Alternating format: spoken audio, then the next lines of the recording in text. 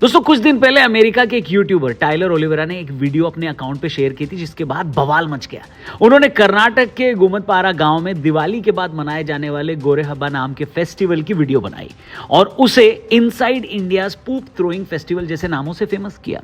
अब फेमस किया या बदनामी की, ये देखने वालों पर डिपेंड करता है, लेकिन दुनिया भर ने इसे एकदम नेगेटिव तरीके से लिया। इस वीडियो में उसने पूरे फेस्टिवल को न सिर्फ गलत फ्रेमिंग में दिखाया, बल्कि खुद भी गोबर से ढके हुए नजर आया।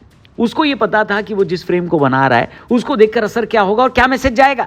इसके ठीक बाद उसने इसे शिटिएस्ट एक्सपीरियंस कहा, जिससे इंडियन सोशल मीडिया पर बहुत ट्रोल किया गया था। आरोप लगे कि ये वीडियो इस धार्मिक और सांस्कृतिक त्योहार का मजाक उड़ा रहा है। अब हाल ही में सैम पेपर नाम के एक और ब्रिटिश यूट्यूबर स्ट्रीमर के दिल्ली में दिवाली पर किए गए फायरवर्क स्टंट की वजह से एक 8 साल की बच्ची की आंख डैमेज हो गई। इसके बाद उसे प्लेटफॉर्म किक से परमानेंट बैन कर दिया गया। इस पूरे मामले पर सबसे बड़ा नुकसान उस बच्ची और उसके परिवार को हुआ है। बाकी इस यूट्यूबर के इमेज वाला नुकसान तो सेकेंडरी है।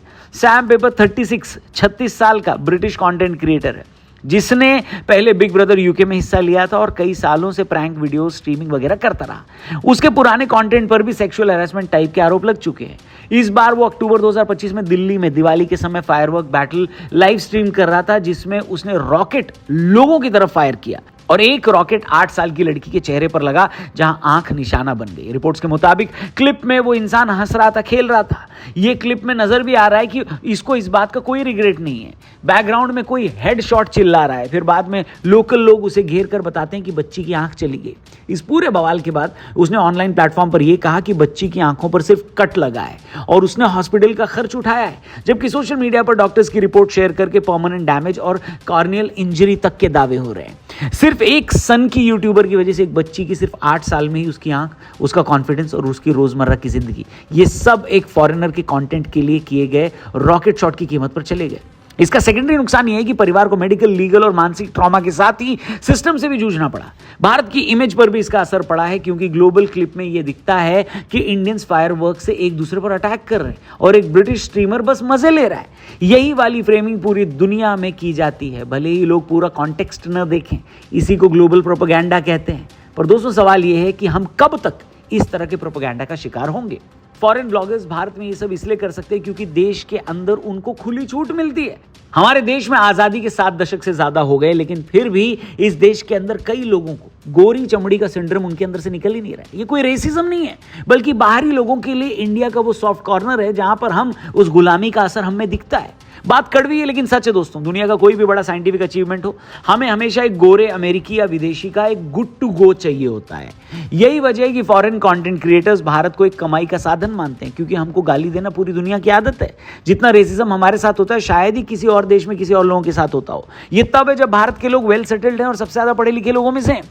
बेसिकली फॉरेन कंटेंट क्रिएटर्स 3 चीजों की वजह से ये सब करते हैं। सबसे पहले तो भारत को एक कंटेंट इकोनॉमी मानते हैं। शॉक वैल्यू और WTF इंडिया टाइप टाइटल से वो यूट्यूब पर हर भारतीय वीडियो को सेंसेशनल बनाते हैं।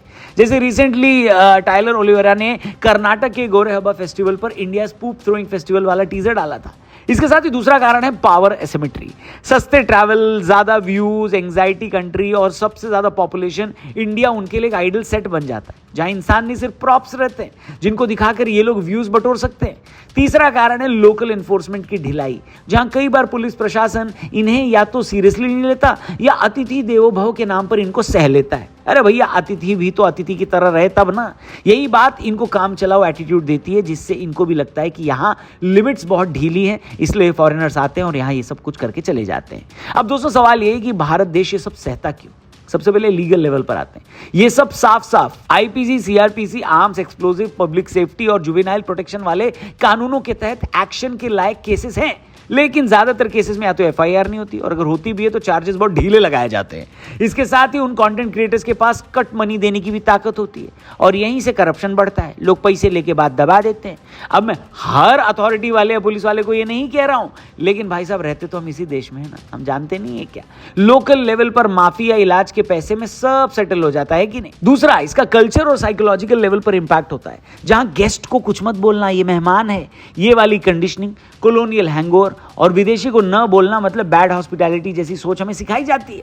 प्रशासन को पीआर ज्यादा दिखता है, प्रोटेक्शन कम नजर आती है। टूरिज्म इमेज, इंटरनेशनल इन्फ्लुएंसर आया है, ये वाली चमक सब पर हावी हो जाती है। जब टाइलर ओलिवेरा ने गोरेहबा फेस्टिवल पर पूप थ्रोइंग फेस्टिवल टाइप टीजर डाला तो वही कॉलोनियल माइंडसेट नजर आई। जो रिचुअल्स वो अपने यहाँ नॉर्मल मानते हैं, उन्हें डॉक्यूमेंट्री में रिस्पेक्टफुली नाम देते हैं, सेलिब्रेट करते हैं, और यहाँ के रिचुअल्स के लिए सबसे ज्यादा क्लिकबेट और डिसरिस्पेक्टफुल टाइटल और थंबनेल को ही चुनते हैं। क्यों भाई? हिपोक्रेसी की भी सीमा होती है। दिक्कत सिर्फ ये नहीं है कि बाहर वाला गलत शब्द यूज कर रहा है, असली बात यह है कि भारत के अंदर से भी बहुत लोग वैसे ही टाइटल शेयर करके, रीपोस्ट करके, मजे लेकर उसी नैरेटिव को फ्यूल करते हैं। लोकल प्रशासन या राज्य सरकारें बहुत कम केस में ऑफिशियल ऑब्जेक्शन उठाती हैं, या इस वीडियो को या ये वीडियो ऐसे प्लेटफॉर्म पर जाता है तो उनके खिलाफ कोई केस करती है। साथ ही रेसिज्म, गोरा प्रिविलेज और इंफीरियर इंडियन वाला नैरेटिव भी चलता रहता है। वेस्टर्न मीडिया और इन्फ्लुएंसर कल्चर के अंदर अब भी ये अंडरकरंट मौजूद है कि ग्लोबल साउथ, खासकर इंडिया, एक केओटिक, बैकवर्ड और फनी देश है। इसका ये बैकड्रॉप है कि जहां जाके वो क्रिएटर्स कंटेंट बनाएंगे, जैसे कभी कॉलोनियल टाइम में क्यूरियस नेटिव्स के फोटो ले जाते थे, कभी किसी गांव के रिचुअल को समझने की जगह उसे हमेशा डिमीन किया है, गरीब दिखाया है। इन कंटेंट क्रिएटर्स के बीच एक पावर डायनामिक भी काम करता है। अगर कोई इंडियन टूरिस्ट थाईलैंड या टर्की में गलत हरकत करे तो तुरंत लोकल मीडिया, वहां की पुलिस और सोशल मीडिया उसकी बैंड बजा देते हैं। रिसेंटली अलग अलग केसेस में देखा भी गया है कि इंडियन टूरिस्ट के वायरल मिसबिहेवियर पर विदेशों में कितना सख्त रिएक्शन आता है, लेकिन इंडिया में कई फॉरेन इन्फ्लुएंसर्स को या तो फनी गेस्ट की तरह ट्रीट किया जाता है या मिनिमल कानूनी कॉन्सिक्वेंसी उसके लिए दिखते हैं, जिससे दुनिया में यह मैसेज जाता है कि इंडिया में आप कुछ भी करके बच सकते हो। सबसे जरूरी सवाल यह है कि हम अपनी इज्जत कब करेंगे। ये पूरा मामला असल में फॉरेनर वर्सेस इंडिया नहीं, बल्कि self respect versus cheap validation का है। हमारे देश की सड़कों पर कोई भी गोरा दिख जाए तो हम उसको ऐसे घूरते हैं जैसे मंगल से कोई एलियन गुजर आया हो। उसी के देश में आप चले जाओ तो पूछना छोड़ो, कोई देखेगा भी नहीं। और आज के माहौल में तो लोग कैसे मिसबिहेव करते हैं हम सब ने देखे वीडियोज में। हम वो देश हैं दोस्तों जो दुनिया की तीसरी सबसे बड़ी इकॉनमी बनने वाले हैं, चौथी सबसे बड़ी इकॉनमी है। हमारे पास दुनिया के सबसे मजबूत हथियार हैं। हमारे देश के लोगों के दुनिया भर की बड़ी एमएनसीज में टॉप लेवल पोस्ट हासिल कर रखी है। हम दुनिया की सबसे पॉपुलेटेड देश ही नहीं बल्कि पुरानी सभ्यता भी हैं।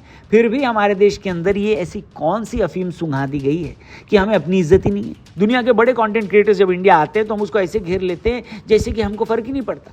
हम अपने यहाँ तो अपनी इज्जत नहीं करते, दुनिया क्यों करेगी। अब कई लेवल्स पर बदलाव जरूरी है। कानून और एनफोर्समेंट लेवल पर पहला काम होना जरूरी है। किसी भी फॉरेन क्रिएटर द्वारा इंडिया में की गई पब्लिक सेफ्टी या कल्चरल इंसल्ट या हेटफुल हरकत के लिए क्लियर एसओपी होनी चाहिए। एफआईआर, पासपोर्ट डिटेल, प्लेटफॉर्म को ऑफिशियल नोटिस, वीजा ब्लैकलिस्ट और नुकसान की भरपाई की लीगल डिमांड भी होनी चाहिए। प्लेटफॉर्म से भारत सरकार की स्ट्रेट पॉलिसी भी होनी चाहिए।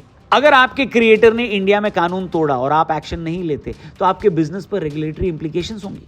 ठीक वैसे ही जैसे गैम्बलिंग और स्ट्रीमिंग साइट किक पर पहले से इंडिया में प्रतिबंध लगे हुए हैं, वहीं कल्चरल और मीडिया नैरेटिव में भी भारत को काम करने की जरूरत है। भारत में कंटेंट क्रिएटर्स और मीडिया को ये आदत छोड़नी होगी कि विदेशी ने हमारी थाली को गार्बेज बोला तो चलो एक मजेदार रील बना दें। इसके बजाय फैक्ट्स, कॉन्टेक्स्ट और डिग्निटी के साथ जवाब देना पड़ेगा, बिना गाली और बिना विक्टिम हुड के जवाब देना पड़ेगा। मैं तो कहता हूं उसके कहने से फर्क ही क्या पड़ता है भाई। अभी तुम हमारे देश में आए ही इसीलिए हो क्योंकि तुमको पता है कि सबसे ज्यादा व्यूज यहीं से मिलेंगे। हमने थोड़े तुम्हारे मुंह में निवाला डाला था। वहीं अपने कल्चरल प्रैक्टिसेस की क्रिटिकल सेल्फ रिफ्लेक्शन अलग बात है, लेकिन जब कोई बाहर वाला उन्हें डिलिबरेटली रिडिक्यूल करता है तो उसे फ्री स्पीच नहीं बल्कि बैड फेथ समझकर कॉल आउट करो और बॉयकॉट भी करो। पर्सनल और सोशल लेवल पर लोकल लोग या ऑर्गेनाइजर्स भी अपनी ढीली और कमजोर अप्रोच को छोड़ें।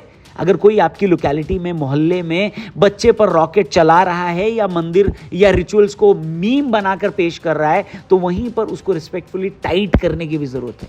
नो कहने की हिम्मत बनानी पड़ेगी, चाहे वो गोरा हो या कोई देसी।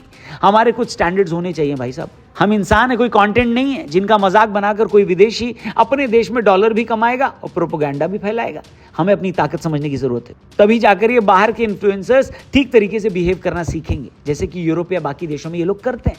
दूसरी, हमारी इज्जत ये लोग तभी करेंगे जब हमें अपनी इज्जत करने आएगी। हम जब तक ये नहीं समझेंगे कि हम सिर्फ एक इंसान नहीं, एक कल्चर हैं, तब तक ऐसे लोग आते रहेंगे, हमें शूट करते रहेंगे और रोके जाने की बजाय ये वायरल होते जाएंगे। इस पूरे मामले पर आप क्या सोचते हो कमेंट करके बताना। वीडियो पसंद आई हो तो इसे अपने दोस्तों से जरूर शेयर करना, चैनल को भी सब्सक्राइब करके जाना। कल मिलते हैं। Thank you for watching. Goodbye, जय हिंद।